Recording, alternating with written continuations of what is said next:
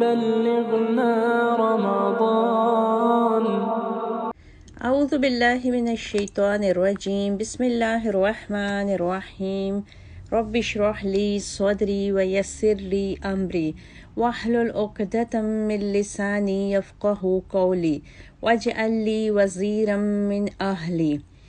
رب زدنا علما اللہم فقہنا فی الدین. السلام علیکم ورحمۃ اللہ وبرکاتہ. دورہ قرآن میں آج ہم پارہ نمبر 7 کے خاص مضامین کا جائزہ لیں گے. پارہ نمبر 7 میں اللہ تعالیٰ نے شروع میں ہی پہلی ہی آیت میں نرم دل اور ایمان شناس عیسائیوں کی جماعت کا ذکر کیا ہے. وَإِذَا سَمِعُوا مَا أُنزِلَ إِلَى الرَّسُولِ تَرَىٰ، اور جب وہ سنتے ہیں جو رسول کی طرف نازل کیا گیا تو دیکھتا ہے کہ ان کی آنکھیں آنسوؤں سے بہہ رہی ہوتی ہیں.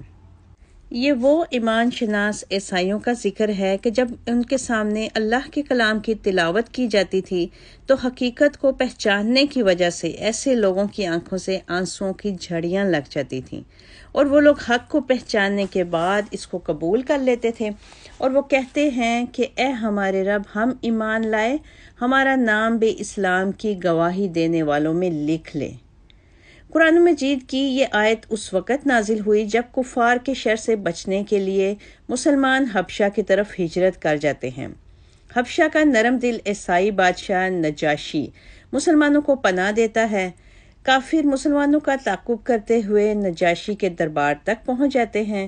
نجاشی نے صحابہ کرام رضی اللہ تعالی عنہم کو دربار میں طلب کیا اور ان سے استفسار کیا کہ کیا یہ بات درست ہے کہ مسلمان بتوں کا انکار کرنے کے ساتھ ساتھ عیسیٰ علیہ السلام کی بھی تنقید کرتے ہیں.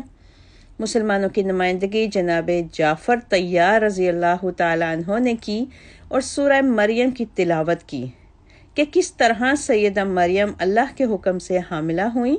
جب ان کے ہاں عیسیٰ علیہ السلام کی ولادت ہوئی تو وہ بہت صدمے کا شکار تھیں.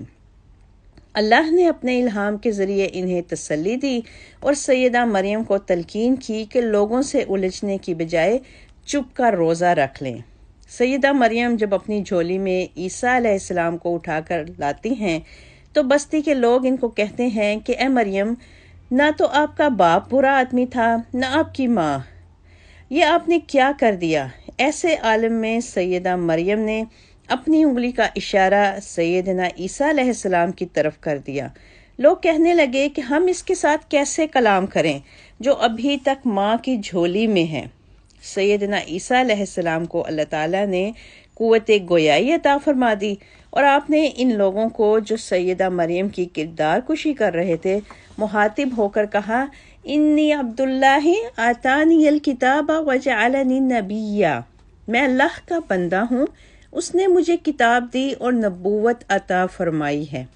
یہ سن کر تنقید کرنے والے اپنا سا منہ لے کر رہ گئے. جب جناب جعفر طیار رضی اللہ تعالی عنہ نے اپنا درست عقیدہ نجاشی کے سامنے بیان کیا تو نجاشی کی آنکھوں سے آنسو بہنا شروع ہو گئے اور انہیں اپنا شمار اسلام کی گواہی دینے والوں میں کروا لیا.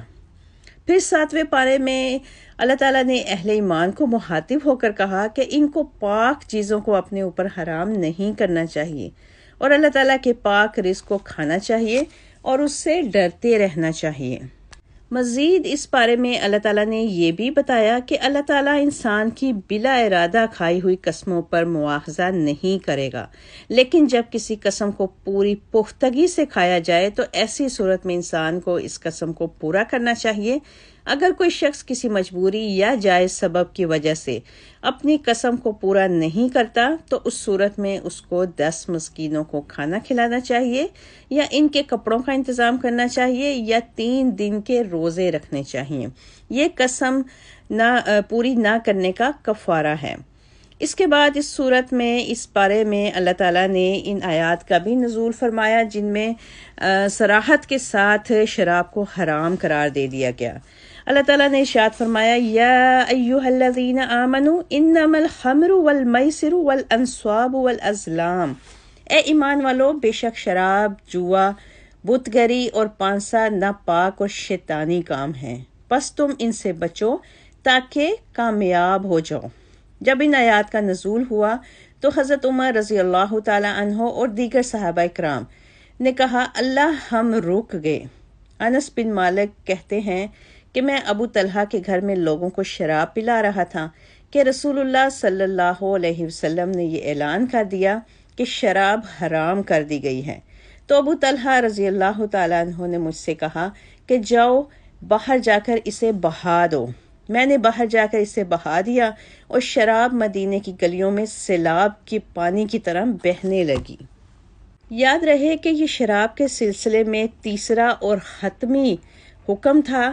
اس میں شراب کو قطعی طور پر حرام قرار دے دیا گیا تھا۔ اس سے پہلے کے 2 حکموں میں جو پہلے کی صورتوں میں آئے اس میں شراب ابھی مکمل حرام نہیں ہوئی تھی، لیکن اس سورہ میں اس پارے میں اللہ تعالیٰ نے شراب کو مکمل طور پر حرام قرار دے دیا۔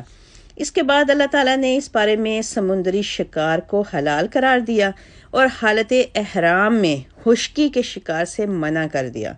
اس بارے میں اللہ تعالیٰ نے بکثرت سوال کرنے سے بھی روکا ہے۔ کئی مرتبہ کثرت سوال کی وجہ سے جائز اشیاء بھی حرام ہو جاتی ہیں۔ اس بارے میں اللہ تعالیٰ نے اس بات کا بھی ذکر کیا کہ قیامت کے دن اللہ تعالیٰ سب رسولوں کو جمع کرے گا اور ان سے پوچھے گا کہ تمہیں تمہاری دعوت دین کا کیا جواب ملا۔ تو انبیاء کرام اللہ کی ہیبت سے مرعوب ہو کر کہیں گے ہمیں کوئی خبر نہیں، بے شک تو ہی پوشیدہ باتوں کو جاننے والا ہے۔ اور پھر مزید اللہ تعالیٰ نے اس بات کا بھی ذکر کیا کہ قیامت کے دن اللہ تعالیٰ حضرت عیسیٰ علیہ السلام سے پوچھیں گے کہ کیا انہوں نے لوگوں کو کہا تھا کہ ان کی اور ان کی والدہ سیدہ مریم کی عبادت کی جائے؟ سیدنا عیسیٰ علیہ السلام جواب میں کہیں گے کہ اے اللہ، میں ایسی بات کیسے کہہ سکتا ہوں جس کو کہنے کا مجھ کو حق نہیں۔ میں تو ان کو ہمیشہ یہی کہتا رہا کہ میرے اور اپنے رب اللہ کی عبادت کرو۔ انبیاء کرام نے ہمیشہ اپنی قوموں کو توحید کا درس دیا، لیکن یہ ان اقوام کی بد نصیبی تھی کہ انبیاء کے راستے کو چھوڑ کر شرک کی دلدل میں اتر گئے۔ حضرت عیسیٰ علیہ السلام مزید کہیں گے کہ جب تک میں ان کے درمیان رہا ان کو اسی بات کی تلقین کرتا رہا، اور جب تو نے میری روح کو قبض کر لیا تو ہی ان کے احوال سے واقف رہا، اور اگر تو ان کو عذاب دینا چاہے تو وہ تیرے ہی بندے ہیں، اور اگر تو ان کو معاف کرنا چاہے تو غالب حکمت والا ہے۔ اس پر اللہ تعالیٰ ارشاد فرمائیں گے کہ آج کے دن کامیابی صرف سچائی کی بنیاد پر ہوگی، یعنی جو لوگ توحید پر قائم رہے وہی جنت میں داخل ہوں گے، اور شرک کا راستہ اختیار کرنے والے ناکام اور نامراد ہوں گے۔ یہاں پر سورہ المائدہ کا اختتام ہوتا ہے اور اگلی سورۃ الانعام شروع ہوتی ہے۔ سورہ انعام کے شروع میں ہی اللہ تعالیٰ نے اپنی تعریف بیان کی ہے کہ ہر قسم کی تعریف اس اللہ کے لیے ہے جو زمین اور آسمان کا خالق ہے اور جس نے اندھیروں اور اجالوں کو پیدا کیا، لیکن کافر پھر بھی اس کا شریک بناتے ہیں۔ اس کے بعد اللہ تعالیٰ نے بتایا کہ ہم نے انسان کو مٹی سے پیدا کیا، پھر اس کو رہنے کا ایک وقت دیا، پھر ایک مخصوص مدت کے بعد اس کو زندہ کیا جائے گا، لیکن انسان ہے کہ دوبارہ جی اٹھنے کے بارے میں شک کا شکار ہے۔ اس کے بعد اللہ نے اس بات کا بھی ذکر کیا کہ اللہ ہی ہے آسمان اور زمین میں جو انسان کے ظاہر اور باطن کو جانتا ہے اور یہ بھی جانتا ہے جو وہ کماتا ہے۔ اللہ تعالیٰ نے اس سورہ میں اپنی ملکیت کی وسعت کا بھی ذکر کیا اور ارشاد فرمایا کہ دن اور رات میں جو کچھ بھی موجود ہے اسی کا ہے اور وہ سننے اور جاننے والا ہے۔ اس بارے میں اللہ تعالیٰ نے یہ بھی ارشاد فرمایا کہ اگر اللہ تعالیٰ انسان کو کوئی نقصان پہنچانا چاہے تو اس کو کوئی نہیں ٹال سکتا، اور اگر وہ اس کو خیریت سے رکھیں تو بھی وہ ہر چیز پر قادر ہے، یعنی انسان کی حالت کو بدلنا اللہ کے لیے کچھ بھی مشکل نہیں۔ اس کے بعد کی آیات میں اللہ تعالیٰ نے بتایا کہ اہل کتاب کے صاحب علم لوگ رسول اللہ صلی اللہ علیہ وسلم کو اس طرح پہچانتے ہیں جس طرح کوئی اپنے سگے بیٹے کو پہچانتا ہے۔ اس کے باوجود یہ لوگ ایمان نہ لا کر اپنا ہی نقصان کر رہے ہیں۔ اللہ تعالیٰ نے بتایا کہ کافروں کے طعن و تشنیع رسول اللہ صلی اللہ علیہ وسلم کو دکھ پہنچاتے تھے، اللہ تعالیٰ نے اپنے نبی کی ڈھارس منڈاتے ہوئے کہا کہ یہ ظالم لوگ در حقیقت آپ کو نہیں بلکہ اللہ تعالیٰ کی آیات کو جھٹلاتے ہیں۔ اللہ تعالیٰ نے مزید کہا کہ آپ سے پہلے بھی بہت سے رسولوں کو جھٹلایا گیا، لیکن انہوں نے صبر سے جھٹلائے جانے اور دوسری اذیتوں کو برداشت کیا، یہاں تک کہ اللہ کی مدد بالآخر ان کو آن پہنچی۔ اللہ تعالیٰ نے اپنے علم کی وسعت کا بھی ذکر کیا کہ اللہ تعالیٰ کے پاس غیب کے خزانوں کی چابیاں ہیں اور ان کو اس کے سوا کوئی نہیں جانتا۔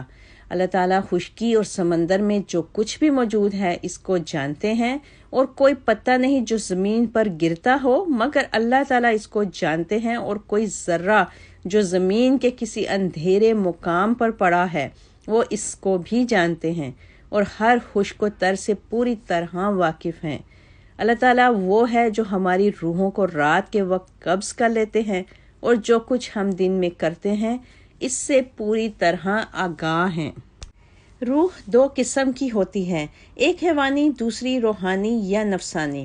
رات کو یا نیند کے دوران روح نفسانی جسم سے نکل جاتی ہے، جس کے متعلق اللہ تعالیٰ نے ان آیات میں فرمایا کہ وہ اسے قبض کر لیتا ہے۔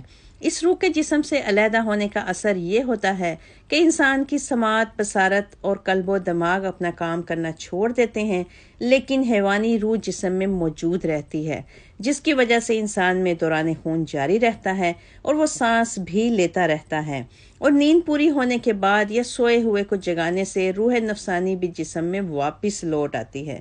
اور ان دونوں قسم کی روحوں کا آپس میں تعلق یہ ہوتا ہے کہ کسی ایک روح کے خاتمہ سے یا قبض کرنے سے دوسرے کا از خود خاتمہ ہو جاتا ہے اور انسان پر موت واقع ہو جاتی ہے، گویا سوئے ہوئے انسان پر آدھی موت طاری ہو چکی ہوتی ہے۔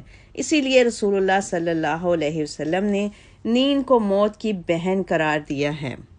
آگے کی آیات میں اللہ تعالیٰ نے اس بات کا ذکر کیا کہ حضرت ابراہیم علیہ السلام نے اپنے والد آزر اور اپنی قوم کی بت پرستی کی بھرپور طریقے سے مذمت کی۔ بت پرستی کی مذمت کے ساتھ ساتھ آپ نے اجرام سماویہ یعنی آسمانی حقیقتوں کو بھی لوگوں پر کھول دیا۔ جگمگ کرتے ستارے کے ڈوب جانے پر اعلان کیا کہ جو ڈوب جائے مجھے اس سے محبت نہیں ہو سکتی۔ چاند کو ڈوبتے ہوئے دیکھ کر اپنے پروردگار سے رہنمائی کا تقاضا کیا۔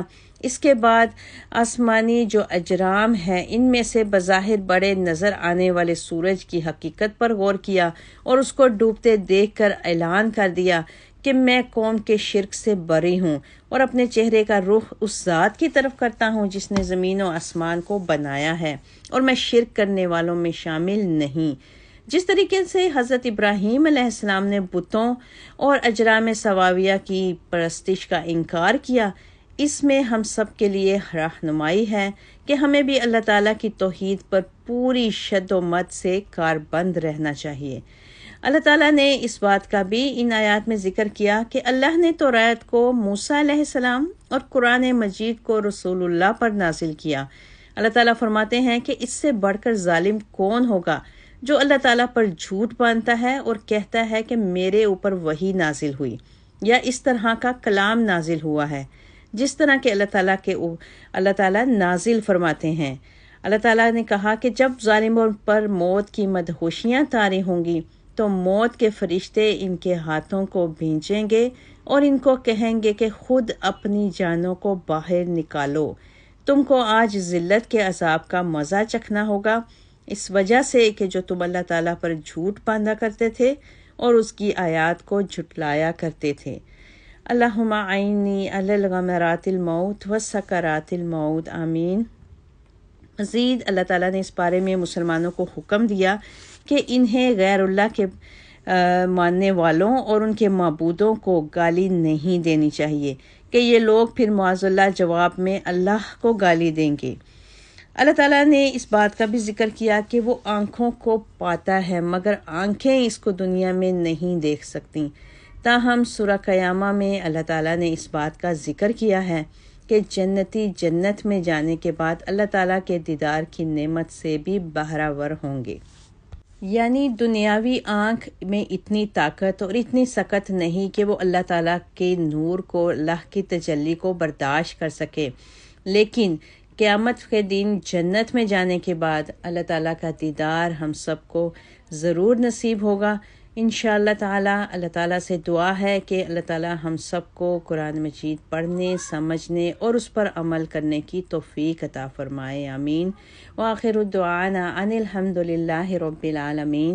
सुब्हाना रब्बिका रब्बिल इज़्ज़ति अम्मा यसिफ़ून व सलामुन अलल मुरसलीन वल्हम्दुलिल्लाहि रब्बिल आलमीन व मा अलैना इल्लल बलाग। بارك لنا في صوم شهر رمضان وأعنا فيه وفي غيره على الصيام والصلاة والقيام وعلى تلاوة القرآن وقطع عنا حزب الشيطان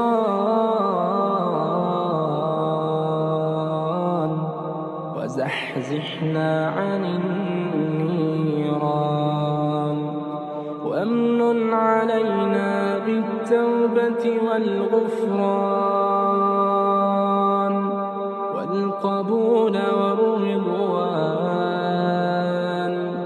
اللهم وبلغنا رمضان. اللهم بلغنا رمضان. اللهم حبب إلينا الإيمان وزينه في قلوبنا وكره إلينا الكفر والفسوق والعصيان. اللهم أسكننا الجنان وزوجنا من الحور العين الحسان وآتنا من كل فاكهة زوجان في دارك دار السلام بمنك وفضلك وجودك وكرمك وإحسان لطفك يا ذا الجلال والإكرام. اللهم وبلغنا رمضان. اللهم وبلغنا رمضان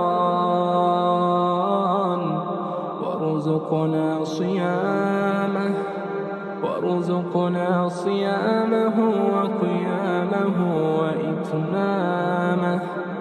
وإتمامه وقبوله وتوفنا مع الأبرار. اللهم وبلغنا رمضان وبارك لنا فيما تبقى من شعبان وارزقنا صيام رمضان. اللهم وارزقنا صيام رمضان. اللهم بلغنا رمضان أياما عديدة وأعواما مديدة. وصل اللهم وسلم وبارك على سيدنا محمد وعلى آله وصحبه وسلم.